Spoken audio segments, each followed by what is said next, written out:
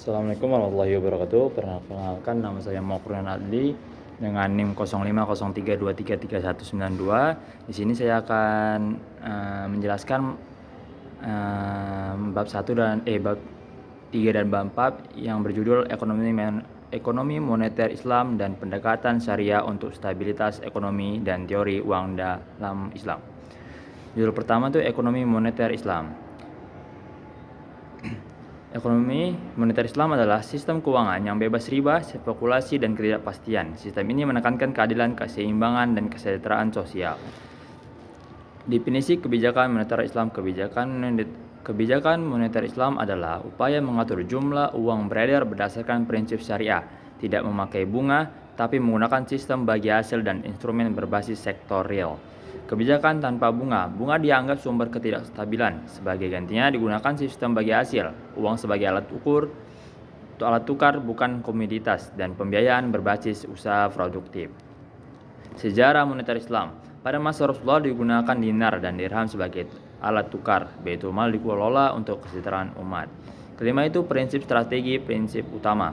Keadilan distribusi kekayaan, larangan penimbunan dan zakat. Strategi fokus pada stabilitas nilai uang, mendorong sektor real dan mencegah spekulasi.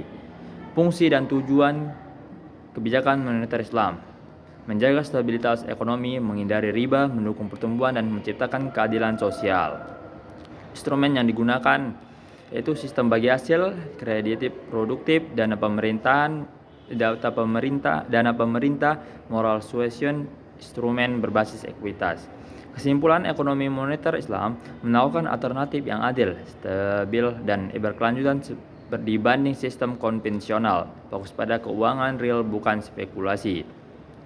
Masuk ke bab 4, judulnya Teori Uang dalam Islam.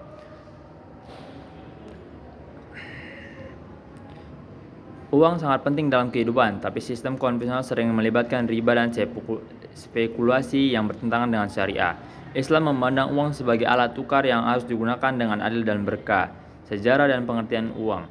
Awalnya manusia pakai barter, lalu berkembang ke logam mulia seperti dinar dan dirham.